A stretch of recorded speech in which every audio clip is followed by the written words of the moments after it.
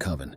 Bathed in the ghostly glow of a full moon, its silver beams weaving through the bare, outstretched arms of the forest trees, an eerie luminescence claimed the heart of a woodland clearing. The moon's pale light revealed a circle meticulously etched in chalk on the earth, each arcane symbol within it crying out in silent supplication to powers that lay beyond mortal comprehension. Standing at its center was the coven's leader, her features shrouded by a wide-brimmed hat that cast specter-like shadows across her face. Her chant was a primal murmur that echoed deep within my soul, spinning a web of magic that sent shivers of cold dread along my spine. Each uttered syllable clawed at the edge of my understanding, pulling me deeper into a mystery that gripped my senses and refused to let go. A feeling of fear and unease coursed my body, conflicting with a morbid sense of curiosity. A desire to discover the truth, fueled by late-night internet searches and whispered urban legends, led me to this secretive gathering. It was more than just women congregating under lunar light to chant around a fire. It was an avenue for might unimaginable, an invitation into realms where life and death danced on gossamer threads as delicate as moonbeams. As her incantations reached their crescendo, the coven's matron elevated a silver chalice brimming with a thick liquid that glowed with an alien luminescence. It pulsed faintly in rhythm with a sickly, sweet aroma that seemed as unnatural as its spectral glow. The air sizzled with invisible energy, radiating an oppressive force that made every hair on my arms rise in alarm. Reality warped and buckled under the titanic strain of the ritual. From deep within, the forest's heart echoed a low growl, raw and primal, reverberating throughout the clearing. The chanting ceased, and silence fell heavy upon us like leaden chains. As one entity, all of the coven members turned toward the eerie sound source, anticipation and fear painted upon their faces. The dormant wind stirred to life, rustling leaves into a mournful chorus.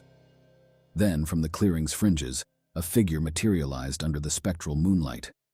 It bore a man's semblance, but exuded an aura that defied any simple classification. Its skin was an unnatural hue of gray, stretched taut over bony contours. Its eyes were fiery coals in the dark, radiating an ancient and malevolent wisdom. The chalice in the coven leader's hand wavered as she realized their summoning had gone awry.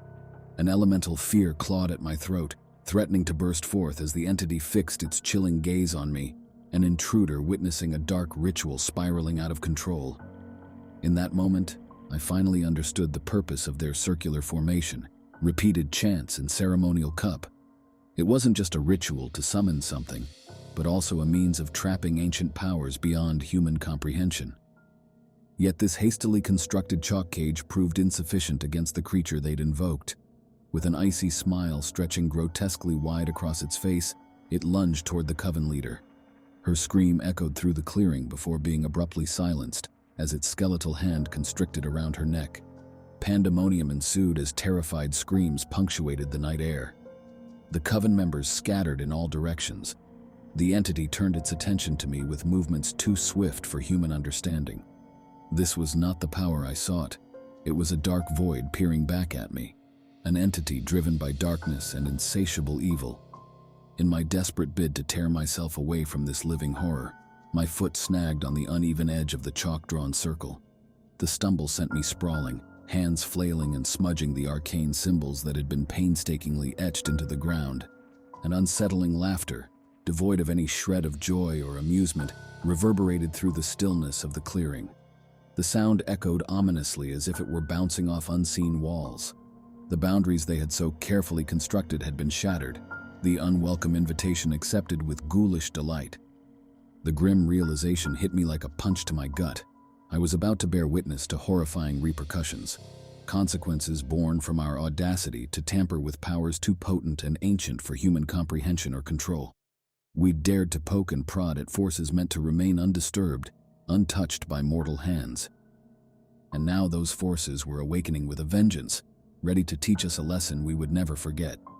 A chilly wind swept across the clearing, carrying whispers of what was yet to come, a sinister prelude that left goosebumps prickling on my skin and dread coiling in my stomach like a venomous snake readying its strike.